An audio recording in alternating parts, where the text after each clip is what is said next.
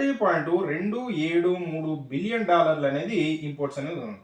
So టోటల్గా trade deficit అంటే వర్తక లోటు అనేది కానీ మనం చూసుకున్నట్టుగైతే ట్రేడ్ డెఫిసిట్ వర్తక లోటు అనేది కానీ చూసుకున్నట్టుగైతే $0.004 బిలియన్ అనేది ఆ టైంలో వర్తక లోటు అనేది భారతదేశానికి ఉంటుంది. భారతదేశానికి వర్తక లోటు అనేది ఉండేది. అయితే అదేవిధంగా మనం ప్రస్తుతం చూసుకున్నట్టుగైతే భారతదేశం అనేది మన ఆర్థిక సర్వే ప్రకారం ఎంత ఇచ్చాడు ఏంది అనేది మనం చూసుకున్నట్టుగైతే ఎకనామిక్ సర్వే 2024-25 ప్రకారం కానీ మనం చూసుకున్నట్టుగైతే సో ఇదే ప్రశ్న రీసెంట్గా ఇవ్వడం అనేది జరిగింది.